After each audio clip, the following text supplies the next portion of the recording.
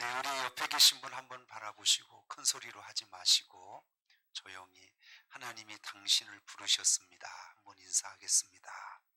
하나님이 당신을 부르셨습니다. 여러분이 아시는 것처럼 우리 나이 드신 분들은 좀 이해가 안 되지만 요즘 이 젊은 세대는 결혼을 하잖아요. 거의가 대부분이 맞벌이입니다. 그래서 아내도 출근하고 남편도 출근하거든요. 이 설거지는 누가 해야 되나요? 네. 빨래도 누가 해야 되나요? 예전에 우리 어르신들은 잘 이해가 안 됩니다만 지금 세대는 결혼하면 함께 합니다. 밥도 하고 설거지도 하고. 근데 어느 젊은 부부가 있었어요. 두 부부가 똑같이 맞벌이를 합니다. 근데 이 아내가 아침에 일어나서 남편을 깨우고 식사 준비를 다 하고 그리고 밥을 먹게 하고 심지어는 이 남편이 늘 와이셔츠 넥타이를 차고 근무하는 직업을 가졌어요. 그래서 그 바쁜 중에 아내가 와이셔츠도 아침마다 다려서 남편이 출근하도록 그런 일을 했습니다. 이 남편은 잠자다가 일어나서 다 해주는 것 이렇게 밥 먹고 이렇게 입고 가면 되는 거예요. 아내가 너무 힘든 거예요. 어느 날 같이 차를 타고 출근하는데 아내가 이렇게 얘기했습니다. 여보, 나 다리미 안 끄고 온 것 같아. 그랬더니 그럼 안 되지 하고 차를 돌려서 다시 집에 가서 확인했더니 다리미가 꺼져 있었습니다. 다음 날이었습니다. 또 출근하고 있는데 여보, 나 또 다리미 안 끈 것 같아. 이거 불나면 어떡하지? 그랬더니 그러면 안 되지 하고 남편이 또 차를 돌려서 집에 갔더니 다리미가 꺼져 있었습니다. 그 다음 날이었습니다. 또 출근을 하는데 아내가 여보, 나 다리미 또 안 끈 것 같아. 그랬더니 차를 딱 멈추더니 남편이 차 뒤로 가서 트렁크를 열더니 다리미 여기 있어 하더랍니다. 자, 제가 한번 물어볼게요. 이 아내가 알면서 그랬던 것 같아요. 아내가 그런 행동을 했던 속마음은 무엇이었을까요? 남편에게 뭘 원해서 그런 행동을 했을까요? 여보, 나도 바쁜데 와이셔츠는 남편 당신이 좀 다려입고 갔으면 좋겠. 이게 아내의 마음이잖아요. 근데 이걸 막 화를 내면서 그럴 줄 알고 다리미 내가 차에 싣고 왔어. 이러면 남편이 뭘 모르냐면 아내의 마음을 다 헤아리지 못한 거죠. 제가 왜 이 말씀을 드렸냐면 하나님과 우리는 성경에 말씀하신 것처럼 신랑과 신부예요. 부부가 서로 소통이 잘 되면 그 가정이 행복하거든요. 아멘이죠. 그와 마찬가지로 하나님과 우리도 관계입니다. 하나님과의 관계가 잘 되면 하나님의 은혜 속에 우리의 삶은 언제나 행복한 삶을 살 수 있거든요. 오늘 제가 쭉 지금 네 번째 시간인데요. 하나님이 부르셨던 사람들을 살펴보고 있잖아요. 우리 저번 시간에는 기억나실지 모르겠습니다. 모세를 하나님이 부르신 걸 우리 같이 나눴습니다. 모세가 하나님의 부르심을 받고 선뜻 순종했나요? 계속 안 한다고 거부했나요? 하나님의 모세를 부르신 그 뜻을 모세가 이해를 잘 못했던 것 같아요. 자기 능력이 있어야 뭘 하는 줄 알았는데 하나님은 순종하면 내 손에 지팡이 들려줄 거야. 지팡이 들고 가서 다 했잖아요. 순종하는 걸 몰랐던 것 같아요. 역시 마찬가지로 저와 여러분도 오늘 이 자리에 계신 게 결코 우연이 아닙니다. 하나님이 부르셨어요. 근데 문제가 뭐냐면 하나님이 우리를 부르셨는데 왜 부르셨는지, 그 부르심 앞에 나는 어떻게 살아야 하는지 이걸 모르면 하나님과의 소통이 안 되는 거고요. 아까 제가 예를 들어 말한 것처럼 그 남편과 그 아내는 그 행동이 바뀌어지지 않는 한 아마 평생 그런 어려움 속에 불행함 속에 살 겁니다. 이게 서로의 마음이 다 소통이 돼야 남편과 아내가 서로 이해하고 돕고 행복한 삶을 사는 거 아니겠습니까? 오늘 말씀을 들으시면서 여러분도 왜 하나님이 나를 부르셨을까? 나는 그 부르심, 하나님의 부르심 앞에 나는 어떻게 사는 게 옳은 걸까? 여러분 한번 같이 깨닫고 또 그 은혜를 받는 시간 될 수 있기를 주의 이름으로 축원합니다. 그래서 제가 쭉 살펴보는 거예요. 하나님 앞에 부르심을 받은 사람들은 어떻게 살았나? 어떻게 반응했나? 그걸 보면서 우리도 깨닫는 거죠. 하나님이 부르실 때는 이렇게 사는 거구나. 그래서 여러분이 이 시대에 하나님의 부르심에 합당한, 그래서 귀한 열매를 맺는 저와 여러분이 되어야 할 줄 믿습니다. 오늘은 하나님이 사무엘을 부르시는 내용이 나와요. 사무엘 상은 성경에 이렇게 순서대로 보면 사사기서를 지나면 잠깐 룻기서가 나와요. 룻기서 지나면 사무엘 상입니다. 여러분 혹시 사사기 시대는 어떤 시대인지 좀 이해하시나요? 사사기 시대는 선지자가 있었어요, 없었어요? 없었어요. 왕은 있었어요, 없었어요? 없었어요. 사사기 시대의 특징은 뭐예요? 백성들이 어떤 방식으로 살았나요? 다 자기의 소견대로 살았다 그랬습니다. 그러니까 하나님의 뜻은 없고 다 자기 생각에 살았던 시대. 그래서 이스라엘이 무너지면 사사라고 하는 특별한 사람들을 세워서 다시 회복시키고, 이런 역사가 사사기예요. 그러니까 선지자도 왕도 없는 시대, 다 자기 생각대로 살았던 시대, 그때가 사사기 시대인데, 이 사사기 시대 이스라엘 백성들이 너무 죄악 가운데서 불행하니까 하나님이 선지자, 사사, 제사장, 이와 같은 사람 하나를 세웁니다. 그 사람이 누구냐면 오늘 우리가 함께 살펴보려고 하는 사무엘입니다.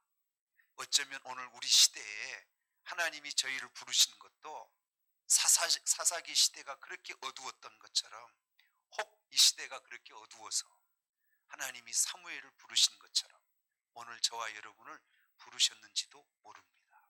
그러면 하나님께서 왜 이 시대에, 그 시점에 이 사람을 세웠는지 불렀는지 우리 함께 살펴보고, 사무엘은 그 시대에 하나님 앞에 부르심을 받아 어떻게 살았는지 살펴보기로 하겠습니다. 모세 이후로 선지자가 없었어요. 그런데 하나님이 모세 이후에 가장 강력한 선지자 하나를 세웠는데, 그 선지자가 오늘 부름을 받은 사무엘 선지자입니다. 사무엘이 살고 있던 시대는 제가 설명했죠. 사사기 시대 끝이었어요. 그러니까 굉장히 어두웠던, 사람의 생각대로만 살았던 그런 시대였습니다. 자, 3장 1절을 한번 보겠습니다. 한번 띄워주시죠. 자, 같이 읽습니다. 3장 1절. 자, 시작. 아이 사무엘이 엘리 앞에서 여호와를 섬길 때, 사무엘이 그 당시에 이 시대가 이랬다는 거예요. 여호와의 말씀이 희귀하여 이상이 흔히 보이지 않았다. 그러니까 하나님이 나타난 적이 없어요. 그러니까 하나님의 은혜가 없는 시대예요. 무슨 말인지 이해되시죠?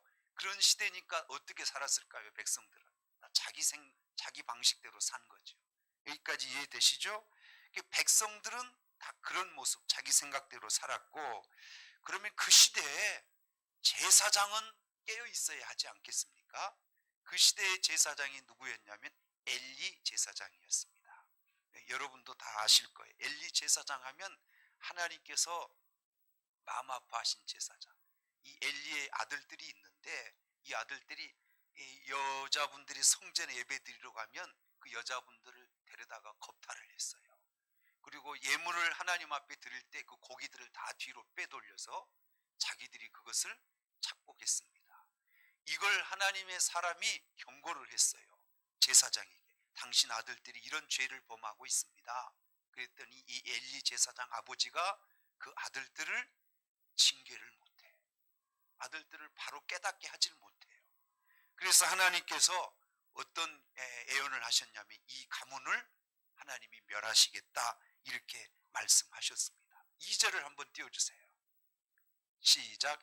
엘리의 눈이 점점 어두워 가서 잘 보이지 못하는 그때에 그가 자기 처소에 누웠다. 저기 육신의 눈이 어두웠다, 이것도 있지만 그 당시 엘리 제사장은 무슨 눈이 감겼냐면 영의 눈이 감겨서 자기 자식이 그렇게 타락하고 무너져가는 것도 모르고 백성들이 다 불행한 것도 모르고 엘리 제사장은 눈이 감긴 사람처럼 그런 상태였다 하는 걸 우리에게 보여줍니다.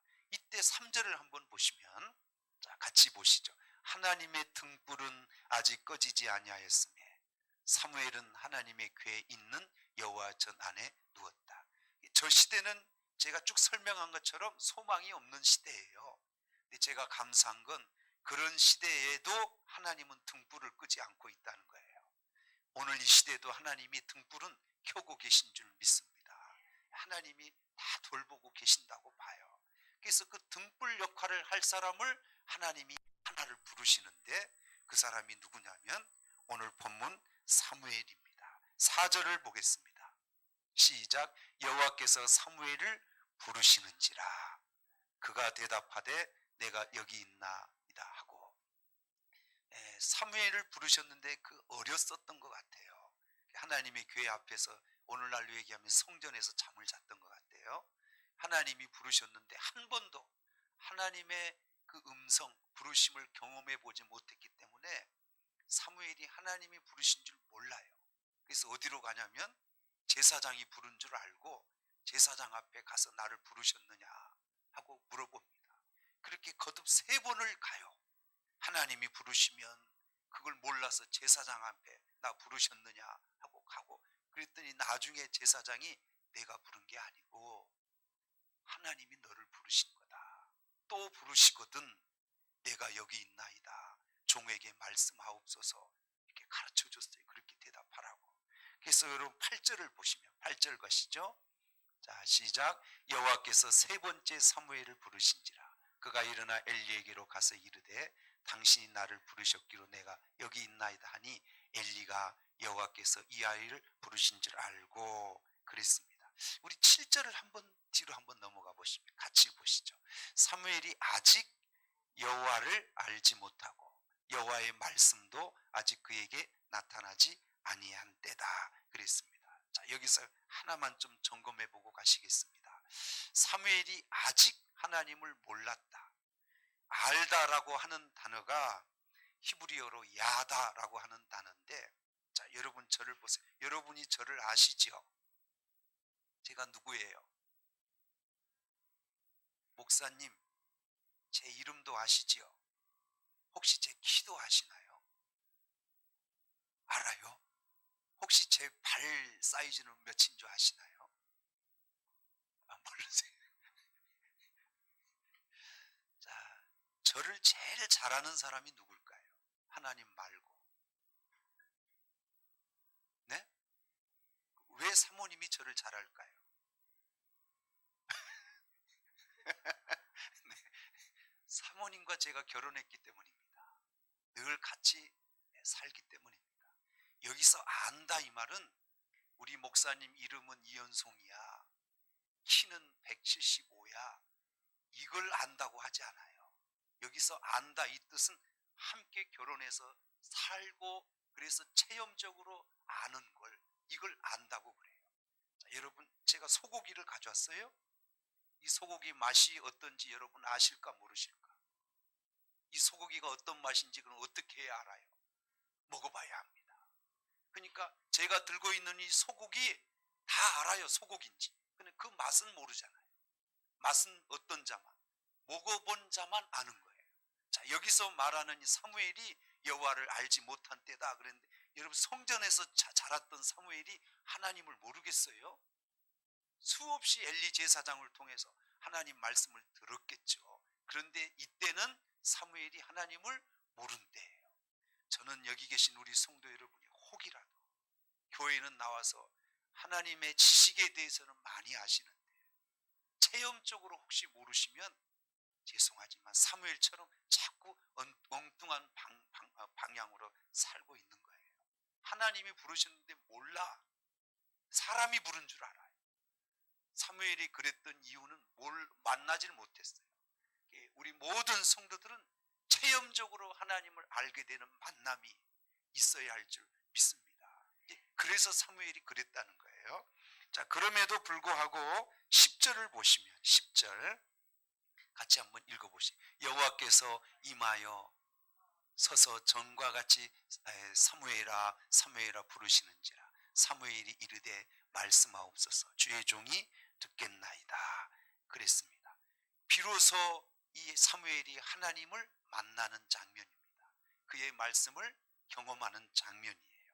11절을 또 보시면 여호와께서 사무엘에게 이르시되 보라 내가 이스라엘 중에 한 일을 행하리니 그것을 듣는 자마다 그 귀가 울리리라 하고 사무엘에게 뭘 해야 할지 하나님이 부르신 일을 이제 알게 하시는 내용이 저 내용입니다. 내 입에다가 내 말을 둬서 이스라엘 백성들에게 이걸 전하게 하겠다. 그러면 사무엘이 하나님 앞에 부르신 그 목적은 하나님의 말을 이스라엘 백성들에게 전하는 이 사명을 이루라고 하나님이 사무엘을 부르신 거예요. 이해되시죠? 직접적인 전해야 될 말이 뭐냐면 13절 14절 우리 한번 같이 읽어보죠. 자, 시작. 내가 그의 집을 영원토록 그의 집이 누구냐면 엘리 제사장의 집이에요. 심판하겠다고 그에게 말한 것은 그가 아는 죄악 때문이니 이는 그가 자기 아들들이 저주를 자청하되 금하지 아니 아들들이 이렇게 심하게 타락하고 성전을 모독하고 제사를 이렇게 무시하고 이런 걸 알면서도 그걸 막지 않아요. 이게 죄악이어서 하나님이 그 가문을 멸하시겠다는 거예요. 그 얘기를 다시 전하겠다는 거예요. 14절 시작. 그러므로 내가 엘리 집에 대하여 맹세하기를 엘리 집의 죄악은 제물로나 예물로나 영원히 속죄함을 받지 못하리라 하였노라 하셨더라. 이 말을 사무엘이 전해야 할 사명을 받은 거죠. 자, 18절로 가보시면 자, 18절 자, 시작. 사무엘이 그것을 그에게 자세히 말하고 조금도 숨기지 아니하니 그가 이르되 이는 여호와이시니 선하신 대로 하실 것이라 하시니라. 여러분 사실요 좋은 얘기는 선뜻 찾아가서 말하기 쉬운데 저 얘기는 우리 엘리 제사장 가문을 하나님이 멸하시겠다는 망하게 하시겠다는 말이거든요. 이 말 전하기는 쉽지 않아요. 여러분 이해되시죠? 그런데 사무엘 선지자는 그런 상황에 조금도 가함이 없고 더함이 없이 정확하게 하나님 말씀을 전했다. 이게 사무엘 선지자가 부르심 앞에 순종하는 내용이었습니다. 19절 볼게요. 19절 같이 시작. 사무엘이 자라매 여호와께서 그와 함께 계셔서 그의 말이 하나도 땅에 떨어지지 않게 하셨으니 사무엘이 저렇게 정직하게 하나님 말씀을 전하니까 하나님이 그 말에 힘을 더하셔서 그 말이 땅에 떨어지지 않게 이루어지게 하셨다는 거예요. 백성들은 어떻게 보았냐면 20절 보시면 단에서부터 부엘세바까지의 온 이스라엘이 사무엘은 여호와의 선지자로 세우심을 입은 줄을 알았다. 이 말에 하나님의 말이 그렇게 나타나니까 백성들도 단에서부터 부엘세바는 우리나라로 얘기하면 한라산에서 백두산까지 끝과 끝을 얘기하는 거예요. 그러니까 모든 백성이 다 저 선지자는 하나님의 말을 전하는 사람이다 이걸 알았다는 거죠. 그러니까 선지자가 하나님 앞에 해야 할 사명이 무엇이었냐면 하나님의 말씀을 그대로 받은 그대로 정확하게 전한 사람, 이게 선지자였다 이렇게 말하고 있습니다. 성도 여러분, 지금 이 시대는 하나님 말씀이 그대로 전해지고 있을까요? 다 왜곡되어 가고 있을까요? 요즘처럼 하나님 말씀이 많은 시대도 없어요. 그러나 진짜 이 말씀을 받아들이는 사람도 없고 이 말씀을 다 왜곡하는 그런 사람들이 허다합니다. 아모스 8장 11절을 한번 띄워주시죠. 같이 읽어보죠. 시작. 주 여호와의 말씀이니라. 보라 날이 이를지라 내가 기근을 땅에 보내리니 양식이 없어 주림이 아니며 물이 없어 가람이 아니요 여호와의 말씀을 듣지 못한 기갈이다. 아모스 시대에도 그랬거든요. 하나님의 말씀이 정확하게 전해지지도 않았고 그래서 그 말씀을 못 먹은 게 기갈이 돼서 백성은 황폐해 가고 그 하나님께서 주시는 은혜를 모르니까 그런 불행한 삶을 살게 되었다, 이렇게 말하고 있습니다. 이 세상을 다 불로 태우려면 간단합니다. 성냥이 100개가 있어야 되는 게 아니라 성냥 1개면 세상을 태울 수 있습니다. 세상이 그렇게 넓어 보이지만 불로 다 태우는 방법은 성냥 하나면 돼요. 자, 그러면 이 대한민국 아니면 이 인류를 한꺼번에 무너뜨리려면 어떻게 하면 쉽게 무너뜨릴 수 있을까요? 간단합니다. 하나님 말씀을 가려버리면 됩니다. 그럼 인류는 망합니다. 제가 이 시대를 살면서 저는 목회자예요. 여러분도 다 하나님을 믿는 말씀을 가지고 사는 성도들이에요. 근데 수없이 세상에 들려오는 소리들이 있습니다. 요즘 참 이상한 소리들이 또 막 이렇게 세상에 팽배하고 있어요. 창조론은 아니다, 진화론이 옳다, 이렇게 막 이 진화론이 막 일어나고 있어요. 왜 이 시대에 창조론을 무시하고 진화론이 옳다고 이 얘기를 막 꺼내고 이렇게 막 매스컴에 내보내고 있나, 이게 참 마음 아파요. 교회들을 이렇게 표적하고 있지 않나, 이런 생각도 들어요. 여러분은 어떻게 생각하세요? 진화론이 맞아요? 창조론이 맞아요? 창조론이 맞습니다. 여러분, 원숭이가 우리 조상은 아니잖아요. 근데 여러분, 제가 앞서 말씀드린 것처럼 하나님의 말씀을 가려버리면 세상 모든 사람은 하나님 없이 자기 생각대로 사는 거예요. 이해되시지요? 그렇게 이 세상에 하나님 말씀을 왜곡시켜 가고 있는 시대다, 이렇게 말합니다. 여러분, 천국 가는 건 우리 기독교 말고 다른 종교를 믿어도 천국 가나요? 근데 우리 기독교를 굉장히 독선적이라고 폄하합니다. 왜 기독교만 유일하게 천국 가느냐? 다른 종교도 같이 믿고 천국 가는 거지, 종교 다원주의가 옳다는 거예요. 우리는 어떻게 생각하세요? 다른 이로서는 천하 인간의 구원받을 다른 이름이 없어요. 오직 예수 그리스도. 그래서 우리가 독선적인 게 아니라 그 길 외에는 없어서 그 믿음을 갖고 사는데, 세상 사람 우리가 독선적이라는 거예요. 우린 자신 있게 전해야 됩니다. 유일하게 예수 그리스도만이 구원의 길이라고. 할렐루야. 근데 세상은 지금 그걸 가로막고 있는 거죠. 또 어떤 분은 그래요. 자녀에게 신앙을 강요해서는 안 된다, 이거는 비인격적이다, 이렇게 말합니다. 이런 말들이 지금 많이 나타나고 있어서 제가 말하는 거예요. 여러분, 어떻게 생각하세요? 자녀에게 신앙을 강조하는 건 비인격적일까요? 성경은 보세요. 신명기 6장에 보면 자녀가 길을 가든지 누웠든지 일어서든지 이마나 손에 하나님 말씀을 붙여서 그걸 늘 마음에 두고 살라고 그렇게 가르치라고 하잖아요. 세상에 어떤 지식도 영혼을 살릴 수 없는데 유일하게 하나님 말씀만이 우리 자녀들의 영혼을 살리고 우리 삶을 행복하게 만드는 겁니다. 세상은 자꾸 이 하나님의 말씀을 가려버리는 거예요. 물어보십시다. 뭐니 해도 세상의 제일은 돈이야. 맞아요? 틀려요? 그럼 뭐가 제일이에요? 하나님의 말씀이 제일입니다. 어떤 분은 이렇게 얘기해요. 여자는 예쁘면 팔자가 핀다. 맞아요? 틀려요? 이거 누가 만들어낸 얘기예요? 여러분, 모든 우리 인간은 하나님이 제일 멋지게 작품으로 창조한 얼굴입니다. 여러분 얼굴이 하나님이 만드신 거예요. 느낌이 좋으면 모든 것 해도 된다. 맞아요? 틀려요?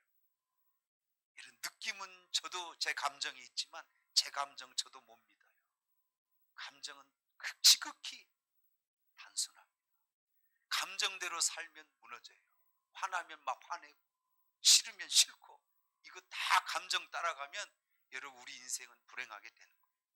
그러니까 사람들이 만들어내는 이 모든 말들이 제가 쭉 몇 가지 열거했습니다만 이 말들이 다 옳아요, 틀려요. 근데 왜 이렇게 이게 진리인 것처럼 따르고 사냐면 뭐가 없기 때문에, 하나님 말씀이 없기 때문에 그런 겁니다. 그래서 선지자의 사명은 뭐냐? 세상이 어떤 왜곡된 말들을 퍼뜨려도 선지자는 하나님의 말씀을 가감없이 그대로 전하는 것, 그게 하나님께서 우리에게도 주신 선지자적 사명인 줄 믿습니다. 여러분 기억하세요. 진리가 없이는 우리 안에 평안도 없고 자유도 없어요. 그래서 요한복음 8장 32절은 진리를 알지니 진리가 너희를 자유케 하리라 라고 하셨습니다. 여러분 하나님 말씀 없이는 어느 누구도 하나님께서 주신 그 자유와 참 평안을 누릴 수 없는 줄 믿습니다. 자, 두 번째 하나님이 선지자로 사무엘을 부르신 것은 제사장 일을 맡기시려고 부르셨습니다. 자, 이 노년에 엘리 제사장은 앞서 말씀드렸지만 눈이 어두웠고 영적으로 다 깜깜해서 자기 가정도 세울 줄도 몰랐고 이스라엘 백성들을 제사장으로서 온전히 이끌지도 못했습니다. 이때 하나님이 제사장 하나를 세우려고 사무엘을 부르시는데 2장 35절을 한번 읽어보겠습니다. 자, 2장 35절 시작. 내가 나를 위하여 충실한 제사장을 일으키리니 그 사람은 내 마음 내 뜻대로 행할 것이라. 내가 그를 위하여 견고한 집을 세우리니 그가 나의 기름 부음을 받은 자 앞에서 영구히 행하리라.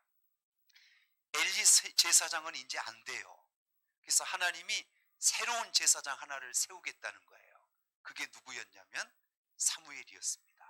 그래서 내 마음 내 뜻을 행할 제사장, 그 제사장을 세웠어요. 네. 엘리 제사장은 뭘 실패했냐면 하나님 앞에 번제라든가 하나님 앞에 각종 제사 드리는 걸 실패했습니다. 왜냐? 아들들을 봐도 알아요. 그걸 제사장이 관할해서 하나님 앞에 드린 제사가 공정하게 하나님 말씀대로 드려져야 되는데 그 제사를 다 무너뜨려 버렸습니다.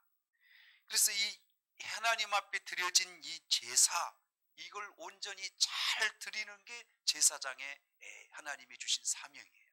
근데 이 사무엘은 엘리 제사장과 같지 않고 얼마나 하나님 앞에 제사를 철저히 드렸냐면 사무엘이 제사장이 된 후 얼마 있지 않아 하나님께서 그 나라에 전쟁을 있게 하셨는데 블레셋이 이 나라를 쳐들어와요. 그래서 이스라엘 백성이 위기 가운데 처해 있습니다. 여러분 전쟁이 일어나면 가장 먼저 해야 될 게 뭐냐면 무기를, 군사를 정비해야 되는 거 아니겠습니까? 근데 제사장이었던 사무엘은 그때 뭘 하냐면 이걸 했어요. 우리 사무엘상 7장 9절을 한번 띄워주세요. 읽어보시죠. 사무엘이 젖먹는 어린 양 하나를 가져다가 온전한 번제를 여호와께 드리고 이스라엘을 위하여 여호와께 부르짖으며 여호와께서 응답하셨다. 지금 전쟁이 막 블레셋이 쳐들어오고 있는데 그 상황에 뭘 하냐면 어린 양을 가져다가 하나님 앞에 번제 제사를 드리고 있는 겁니다. 이 시대에 이런 일이 일어나면 안 맞는 얘기예요. 손가락질 할 겁니다. 이 상황에 무슨 예배냐, 무슨 제사냐 이럴 겁니다. 근데 이 사무엘은 그 위급한 상황에 제사를 드린 거예요. 이해되시죠? 7장 5절을 한번 띄워주시죠. 자, 시작. 사무엘이 이르되 온 이스라엘은 미스바로 모이라. 내가 너희를 위하여 여호와께 뭐하리라? 기도하리라. 사무엘이 제사장으로 했던 일 두 번째는 뭐냐면 기도하는 거였습니다. 이스라엘 백성들을 다 모이게 해서 그 나라의 전쟁의 위기 가운데 그가 했던 게 뭐냐면 모아놓고 기도하자는 거예요. 이 시대의 제사장의 사명이 뭐냐 하면 예배요, 기도요. 그게 제사장 사명이었습니다. 성경 하나 더 볼까요? 사무엘상 7장 13절 한번 띄워주시죠. 자, 시작. 이에 블레셋 사람들이 굴복하여 다시는 이스라엘 지역 안에 들어오지 못하였으며 여호와의 손이 사무엘이 사는 날 동안에 블레셋 사람을 막으심에 그렇게 미스바에 모여서 제사를 드리고 함께 모여 기도했더니 저 블레셋을 하나님께서 굴복시켜 버렸습니다. 그리고 사무엘이 사는 날 동안 블레셋은 이스라엘을 다시는 쳐들어올 수 없도록 하나님의 손이 그를 막아버렸다 이렇게 말합니다. 여러분 이 시대에도 저는 하나님은 똑같은 하나님이라고 봅니다. 문제는 우리예요. 우리. 이스라엘 백성들이 사무엘처럼 정말 자기의 본분, 자기의 사명만 잘 감당하잖아요. 그러면 하나님께서 그 민족은 하나님이 지키셨던 겁니다. 위기와 고난 가운데 하나님이 우리에게 원하시는 것, 저 제사장의 사명인 거예요. 오늘 이 시대에도 동일합니다. 어렵지만 우리 예배가 무너지면 안 되고 우리 기도가 무너지면 안 되는 줄 압니다. 여러분 깨어 계셔야 돼요. 한 절 더 보시면 사무엘상 12장 23절, 사무엘은 또 저렇게 고백했습니다. 읽어보시죠. 나는 너희를 위하여 기도하기를 쉬는 죄를 여호와 앞에 결단코 범하지 아니하고 선하고 의로운 길을 너희에게 가르칠 것인지요. 사무엘은 평생 무슨 생각을 가지고 살았냐면 기도를 멈추는 건 죄 짓는 걸로 알았습니다. 여러분, 제사장은 다른 게 아니에요. 백성들을 위해서 기도하는 게 제사장이에요. 그리고 여기 서 있는 목회자만 제사장이 아니라 우리 함께 부르심을 받은 저와 여러분 모두가 제사장인 줄 믿습니다. 이 기도의 능력을 상실해 버리면 안 되고 예배가 무너져 버리면 안 됩니다. 그 사명을 하나님이 우리에게도 주신 것, 이렇게 보셔야 합니다. 마지막 시간이 없지만 짧게 제가 하나 더 하면, 하나님이 사무엘을 부르신 목적의 첫째는 선지자로 불렀어요. 선지자는 다른 게 아니라 하나님 받은 말씀을 가감없이 그대로 전하라는 거예요. 두 번째, 제사장으로 불렀어요. 제사장은 뭐 하는 거예요? 백성들을 함께 제사드리고 기도하는 게 제사장이에요. 세 번째, 사사로 불렀습니다. 사사는 뭐냐면 그 시대에 왕이 없었어요. 여러분, 제가 물어볼게요. 이스라엘에 왕이 있는 게 나아요, 없는 게 나아요? 제가 볼 때는 없는 게 나아. 이 왕을 처음으로 세웠던 사람이 사무엘 선지자거든요. 사무엘 선지자가 왕 둘을 세웠습니다. 누구누구를 세웠어요? 최초의 왕 사울, 그다음 두 번째 왕 다윗을, 이 선지자 사무엘이 이 왕 둘을 세운 거예요. 기름을 부어서. 그러니까 사무엘이 이 왕을 세울 때 백성들에게 굉장히 설득시켰던 게 뭐예요? 왕은 필요치 않다. 하나님이 우리의 왕이시는 게 제일 낫다. 왜 사람의 왕 세워가지고 왜 이렇게 어렵게 하느냐. 선지자가 왕 세우는 걸 백성들에게 안 된다고 설득을 했는데, 저 세상 나라를 봐라. 다 왕이 있어서 나라를 다스리는데 왜 우리는 왕을 세우지 말라 하냐. 그래서 백성들이 우겨서 왕을 세웠는데 사울 왕이 제대로 합니까? 사무엘 선지자가 그 시대에 왕이 없을 때 사사였어요. 사사는 왕 대신이었습니다. 자, 여러분 이제 저를 보시고, 왕은 내 생각대로 나라를 다스리는 게 왕이에요. 하나님의 뜻을 그대로 따라서 나라를 다스리는 게 왕이에요. 그게 진짜 그 권력은, 그게 권력이에요. 하나님이 그 왕권의 권력을 주신 것은 내 권세를 부리라 이렇게 해서 주신 게 아니고, 그 권세를 가지고 하나님의 뜻을 그대로 행하라고, 그래서 그 왕권 권세를 주신 거거든요. 사무엘이 사사예요. 그 당시에 왕이나 마찬가지예요. 근데 사무엘이 자기 개인적인 권세를 부린 적이 한 번도 없습니다. 아, 사무엘은 진짜 하나님 뜻대로 사는 권세자였다. 이걸 우리에게 보여주고 있어요. 사무엘 이름 뜻을 보니까 샤마엘, 원문으로는 그렇게 돼 있어요. 이 샤마가 뭐냐면 듣다 이런 뜻이에요. 엘은 하나님 이런 뜻입니다. 두 개를 합쳐보면 하나님 말씀을 듣는 거예요. 그게 사무엘이었어요. 이름이 그래요, 이름이. 그래서 하나님은 샤마엘, 사무엘 이름 자체가 하나님 말씀을 듣는 자. 그래서 그 하나님 말씀대로 섬겼다는 거예요. 자, 이제 적용해 보면 여기 계신 저와 여러분은 여러분 자신이 여러분 안에 여러분이 왕이세요, 하나님이 왕이세요? 이거 여러분 쉽지 않아요. 이게 바뀌어지면 우리 인생이 굉장히 잘못되게 돼 있습니다. 제 자신도 마찬가지. 우리 교회에서는 어떻게 보면 교회 권세로는 담임 목사가 좀 제일 높은 위치에 있잖아요. 근데 제가 제 권세로 제 마음대로 교회를 운영한다면 여러분 이 교회가 어떻게 될까요? 무너집니다. 제 권세를 가지고 하나님의 뜻대로 이 교회를 섬겨야 이 교회가 온전히 되는 거죠. 남편도 마찬가지. 가정의 가장 머리는 남편이잖아요. 남편이 자기가 왕이야, 내 마음대로 내 가정을 통치한다, 그러면 그 가정은 불행해집니다. 그러나 남편이 하나님의 권위를 가지고 하나님 말씀대로 가정을 다스린다면 그 가정은 행복한 가정이 될 겁니다. 무슨 문제냐면 내가 왕이냐 하나님이 왕이냐, 이 문제라는 거예요. 우리 민족도 마찬가지예요. 어느 누구든 우리 신앙의 모든 삶에 왕이 바뀌면 우리 인생도 불행하게 됨을 오늘 우리에게 보여주신 말씀입니다. 성경 하나만 보고 마칠게요. 베드로전서 2장 9절을 한번 띄워주시고 읽어보시죠. 시작. 그러나 너희는 택하신 족속이요, 왕 같은 뭐요? 여러분을 가리키는 거예요. 여러분을. 그리고 거룩한 나라요, 그의 소유된 백성이. 이는 너희를 어두운 데서 불러내요 그의 기이한 빛에 들어가게 하신 이의 아름다운 덕을 선포하게 하래. 여러분이 선지자요, 제사장이요, 왕이요, 아시죠? 여러분을 왜 이렇게 부르셨답니까? 거룩한 하나님의 빛을 선전하게 하시려고 여러분을 부르셨답니다. 그럼 우리 선지자 사무엘을 부르신 것과 오늘 여기 계신 저와 여러분을 부르신 것과 동일합니다. 제가 앞서 말씀드렸죠? 부르신 하나님의 뜻을 좀 헤아리셔야 된다.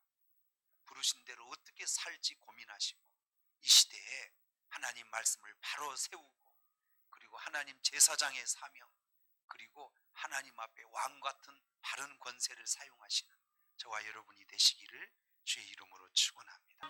하나님의 사랑 말로 다 형용 못하네.